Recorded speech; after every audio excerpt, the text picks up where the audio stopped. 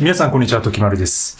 今日は人生があまりにも長すぎるっていう話をしたいと思います。ネガティブな感じではなくて、長すぎるからどうやってこれから生きていけばいいんだろうっていう、そんな感じですね。で、この間、前回かな、上げた動画で、20代のうちに身につけるべき習慣みたいな話をしたんですけど、ちょっと便宜的にね、そういう風な、20代のうちにみたいな話で、タイトルでやらせてもらったんですけど、で、それコメントで結構多かったのが、40代とか50代からランニング始めて、今すごいハッピーですみたいな、そういうお話をね、結構いただいたんですよ。で、これもうまさに素晴らしいなと思って。で、本当にその年齢っていうのは、まず何も関係ないっていうこと。物事を始めるにあたって、これがね、まずね、第一前提としてあると思います。だから、早くてもいいし、遅くてもいいし、むしろその遅いとか早いとかっていうものは、ないっていうこと。で、それはますます、今その寿命が伸びていって、で、AI 時代になって、で、今後本当に80、90、100歳、110歳みたいな、もしかしたらそういう風な世界線が、我々のね、何年後かわかんないですけど、到来すると思うんですよね。で、そうなった時に、ますますその、長くなっていくと。先がね。で、それが結構ね、いろんな人に、いろんな問題を引き起こす場面もあるのかなと思っていますね。で、それやっぱりこう長すぎるっていうのもあるし、あとその、働く年齢みたいなものも、もうなんかどんどん引き伸ばしされてますよね。その、つまりその年金の受給年齢っていうのかな。それも自分で今選べるようになったりしていて、スライド式になっていて、65歳、で70歳。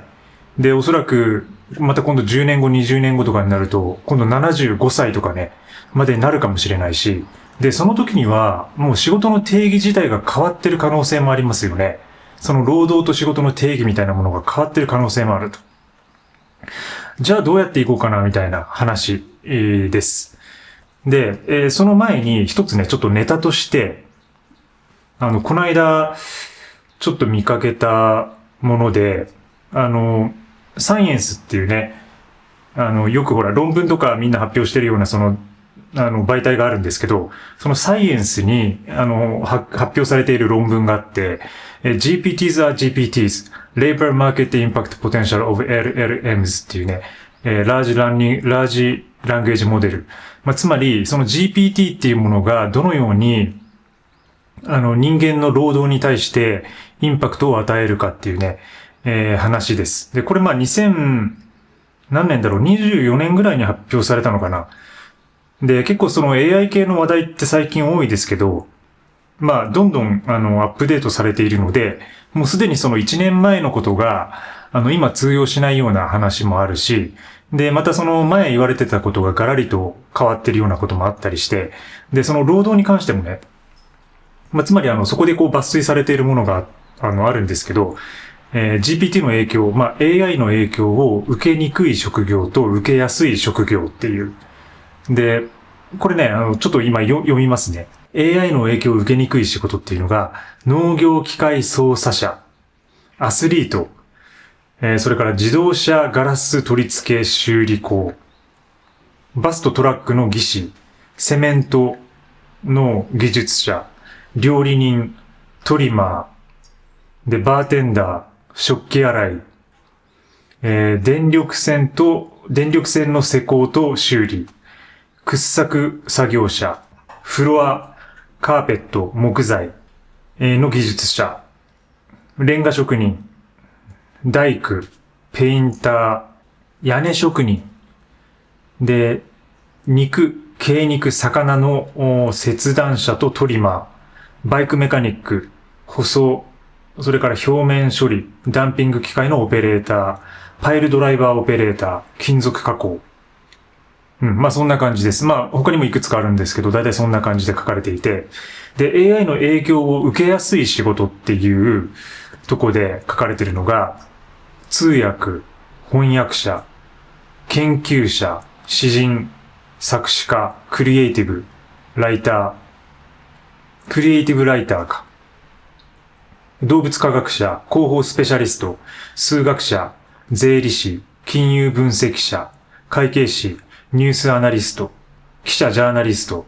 法務秘書、公認会計士、インターフェースデザイナー、臨床データマネージャー、エンジニア、グラフィックデザイナー、投資ファンドマネージャー、金融マネージャー、保険鑑定人、損害鑑定人、文書取扱人、構成者、気候変動アナリストっていうふうに書かれています。で、これつまりどういうことかというと、結構 AI が出始めた頃っていうのか、まあ2000年代初期っていう感じなのかな。そういう時っていうのは、そういう例えばクリエイティブな仕事とか、研究者とかね、あとそのグラフィックデザイナー、絵を描いたりとかっていうことが、そういうものはなんか残るだろうって言われてたのが、最近になって逆転してるんですよね、つまり。で、だから先ほど読み上げた、例えばそのね、バストトラックとかもそうだし、トリマーとか、あとはその施工とかレンガ職人とか、大工とか、そういう結構技術職っていうか、まあ、つまりブルーワーカーってよく言われてるような、技術職みたいなところは、やっぱりAI に代替できないっていう風になっていると。で、まあ、それがロボット工学の分野と結びついて、ロボットと AI が結びつくことによって、そこをね、またそのシンギュラリティが来るみたいな話もあるんですけど、まあ、それが50年なのか100年なのか、まあ、ちょっとわからないところがありますよね。だからまあ、直近のなんか最近の論文でもまあそういうふうに、どちらかといえばそのなんかクリエイティビティを必要とされる仕事の方がなくなっていくっていうふうな、少なくなっていくっていうふうな、感じに出てるんですよ。で、なんか今回は別にその AI のことを話したいわけではなくて、だからとにかく人の時間がますます増えていくし、その労働っていうものが少なくなっていくし、で、労働と余暇っていうものの境界線みたいなものもどんどん揺らいでいく時代に入っていくなと思ってます。で、自分なんかはこの何もない部屋でもう暮らしていて、結構ミニマリストって何もやることなくて暇なんじゃないとか、まあ、言われるんですよ。で、まあ、自分自身も結構、暇だなって思うことあるんですけど、でもね、なんかいくら時間があっても足りないっていうふうに思うこともあるし、暇だなって思うこともあるし、なんか結構その時間の捉え方みたいなものが、不思議な感覚があって、で、一つ言えることっていうのは、やっぱり長く自分が楽しめる趣味を持つっていうのは、いいことかなって思います。これはもう普遍的にっていうか、まあそれは楽しみでやる分に関してはいくらその AI みたいなものが入ってきても自分のそのね、体とか頭を動かして行う楽しみっていうのはやっぱり消えないわけなので、そこをやっていくっていうところがヒントになるのかなと思っていて、で、まあ前回お話ししたそういうランニングとかもそうですし、で、ヨガとかもそうだと思うんですよね。いつもヨガの話してますけど、アシュタンガヨガ今年で2年終わって、3年目に入るんですけど、全く飽きないんですよね。てかむしろどんどん楽しくなっている。それは自分が全然できないから、なんかできない中でずっとなんか同じことを続けてるように思えるんですけど、ふとした時にそういう新たな発見とかがあってね。で、なんかまたやってやろうって思うんですよね。なんかそういう感じで、スルメのように、同じことをやり続ける中で、ずっと飽きずに続けられるっていう、そういうものがいいのかなっていう気がしています。それから、やっぱ芸術とか、なんか人間しかできない楽しみみたいなものってあると思うんですよね。それは本当に人とのコミュニケーションっていうのももちろんそうなんですけど、なんか人が作ったものみたいな、それを味わうっていうのかな。なんかそれに対して、それを深く味わうみたいなこと。千葉雅也さんのね、センスの哲学っていう本ありましたけど、あれでもつまりラウシェンバーグの絵画と餃子っていうのは、読み方さえ知っていれば同じように味わうことができると。つまりラウシェンバーグの絵画は餃子なんだっていう。で、餃子はアートであるんだみたいな言い方ができると。だからどう読むかみたいなこと。なんかそういうのは本当に飽きずに続けられる趣味なんじゃないかなって。で、そういう技術、なんか一つのものを極めていくとか、なんか読んでいく、解釈していくみたいなことっていうのは、いろんなことに応用が効くんですよね。だから、例えば自分がなんか、例えばですけど、そのゴルフをやっていて、で、ゴルフに飽きたとして、で、次、なんか、スケートボード始めたとして、ただなんかゴルフの中でその追求していたその深掘りみたいなものとか、本当にそのディティール、例えば球とかクラブとか、自分が使っているそのフィールド特有の癖とか、なんかその天気による変化とか、気圧とか天気による感覚の微妙な変化とか、なんかそういうものの読み方っていうのが今度スケートボードになった時は、なんかそのウィールっていうのかな、タイヤの微妙な硬さによるフィードバックの違いとか、あとはその板のね、本当に板の硬さとか太さとか、あと長さ、厚さによっても全然その乗るフィーリングっていうのが変わってきたりとか、あとトリックがやりやすいのか、それともなんかロングボードで長い距離をこう滑るのがいいのかとか、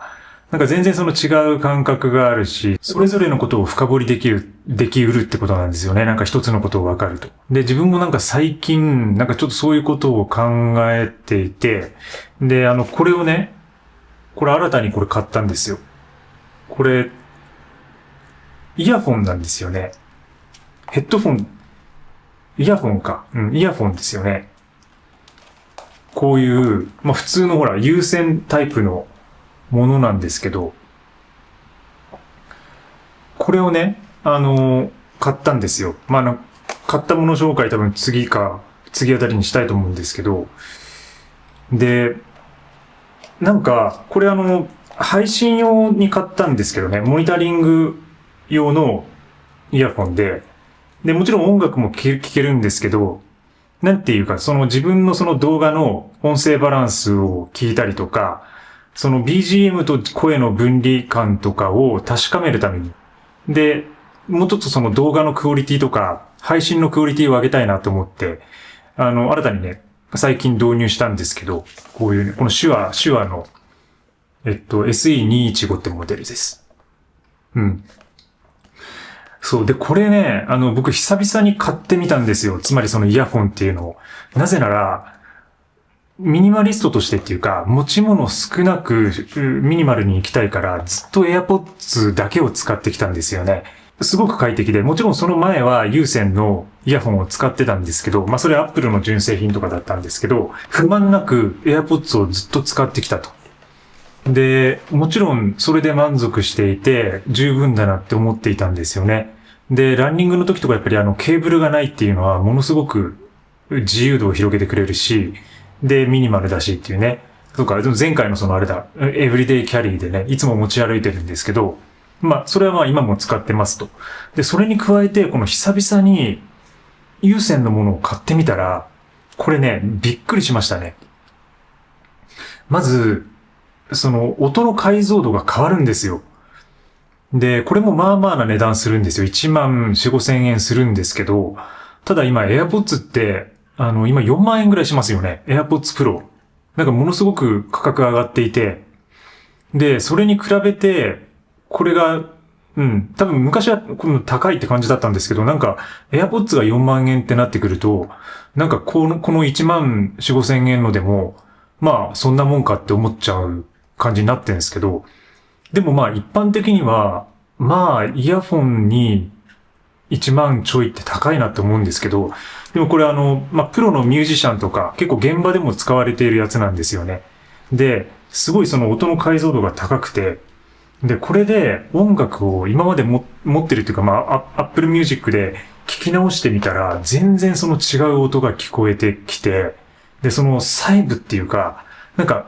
いつも聴いていた音楽をまた違った形で楽しめるようになったんですよね。で、一番最初にこれ買って聞いたのが、宇多田ヒカルのオートマティックを聞いたんですけど、全然違ったんですよ。で、それから、ウーアの情熱っていうね、曲があるんですけど、そのウーアさんの情熱を聞いてみても、全然違ったんですよ。その AirPods で聞くのと。なんていうか、結構新たな体験をした感じ、新たな場所に自分がこう辿り着いたようなそんな感じがしていて。で、なんかそれからね、聞くのがもう楽しくなって、で、エド・シーランとか、なんか過去のハードロックとかヘビーメタルの好きだったバンドのね、アルバムを聞き直してみたりとか、そしたらね、やっぱそのギターとかドラムとかその楽器の音の、こう、分離感みたいなものが結構ね、違う感じに聞こえてきて、なんかまた違った楽しみ方ができるようになってるんですよね。まあ話長くなってるんですけど、つまり言いたいのは、そういう風に音楽をまた違う形で、この時期になって楽しめるものが、楽しめるようになったってことです。それが、このたった一つの道具によってってことなんですよ。で、やっぱりこうミニマリズムって減らす方向に行くとは思うんですけど、そういう風になんか、今までとは違うものっていうか、自分が新たに、こう、興味があるところに、あるままになんか買っていくとね、なんかもちろん失敗もするんですけど、こういう風にたまに、これなんか新しい世界に入れるかもなっていうものに出会う時があるんですよね。なんかそういう瞬間がたまらなくて。で、その音楽っていうのは本当に昔から自分はすごい好きで、聴くことも好きだし、プレイするのも好きだし、で、そのバンドとかのなんか歴史とかね、メンバーの変遷とか歴史とか、なんか活字で読んだりするのも好きなんですけど、なんかすごく新たな、楽しみ方をこれでまた再発見できたなと思って、これからどんどんね、なんかこれまでの曲をこれで聴くのが今楽しみになってるんですよね。で、ものすごく数もあるじゃないですか、音楽って。で、やっぱクラシックとかジャズとかも好きなんで、その過去のアルバムをこれでまた聴いていくと、なんかもう時間足りないなって思うんですよ。例えば100年とかね、だとしても、もうものすごい作られた時間が膨大にあるので、だから、長く続けられる趣味として、その音楽を鑑賞する、ところにね、ちょっとまた入っていってるんですよね。でもこれ危ないのが、やっぱ音楽って結構沼なところがあるので、これで満足できずに、また次のヘッドフォンとかイヤフォンとか、で、あとスピーカーとかね、ああいう音響系になると、またね、あれもう沼の極みですよね。なんか写真もそうですけど、カメラとかもそうですけど、ちょっとそこには自分は行かないつもりです。はい。で、行かないんですけど、だからこの中で、この有限性っていうか、これだけを持って、もう楽しんでいくと。なんか2、3年とか4、5年ぐらい、ちょっとね、また音楽を聴くっていうことをなんか楽しめそうな気はしてるんですよね。これによって。で、そのミニマリズム的な話をすると、これが増えたことで、イヤフォンが2つになったと。でも自分の中では、その Apple の AirPods と、このイヤフォンっていうのは、全く別物として捉えています。はい。で、これやっぱり有線だし、で、使う用途も、そういうふうなライブとか、配信とか、音楽をもう純粋に楽しむときとか、で、真剣になんか一つを聞きたいときとかね。で、編集とか、そのね、動画の制作で使う用途として、使う。で、AirPods の方はもっと気軽に、やっぱりランニングしてる時とか、なんか、他の行動をしてる時に、ながら聞きしたりとか、あとはその、制作の観点で言うと、実はこういうなんかガチガチの業務用のもので、音楽を聴く人ってそんなにいないんですよね、やっぱね。で、そのまま iPhone のスピーカーから流したりとか、あとは AirPods でそのまま聞く人が多いので、なんかその出音を確かめるっていうのは、実はその自分が今、普段使ってるようなデバイスでやった方が、その皆さんが聞いているような視聴環境と同じような音を出せるので、なんか最終確認とかバランスは、そっちで取った方がいいなとは思ってるんですよ。そういう部分もあるんですよね。だからそういう意味で AirPods っていうのはかなり多くの人に使われてるものなので、そこで最終確認をするとか、そういう使い方もあるなと思っていて、だから二つの、ものをね、ちょっとね、イヤフォン被っちゃうんですけど、ワンカテゴリー、ワンアイテムのね、ルールにはちょっと外れちゃうんですけど、ただね、これをね、しばらく使っていきたいと思っています。ということで人生があまりにも長すぎるっていう話から自分が最近買ったもの紹介になっちゃいましたけど、長すぎるから自分の話も長くなっているっていうね、可能性ありますよね。でもいくら長くなってもいいでしょう。もう、かなりね、暇な世界線がね、多分どんどんやってくると思うんで、その中でいかに心を病まずに、自分のなんか楽しいことをできるか、楽しい活動をできるかってところに、これからかかってくるかなと思います。それはだから物を持ってないとか、ミニマリストだから楽しむことがないとか、暇になりすぎて病んじゃうってことになるんじゃなくて、そのミニマリズム、少ないものっていうものを利用しながら、じゃあその中で自分がいかに、そしてどのようにね、長く楽しめるか、楽しめるものを見つけていくかっていう、そういうところが重要になるかなと思ってますね。はい、こんな感じで、ミニマリズムとか自分のライフスタイルについて考え方、哲学的な話、発信していますので、気が向いたらぜひチャンネル登録もお願いします。で、またね、次の動画でお待ちしてますので、ぜひ訪れてください。で、次回はおそらく Q&A コーナーになると思います。月に1回、コメント読み上げレディオをやってますので、はい、そちらをお楽しみに。それではまた次回の放送で。バイバイ。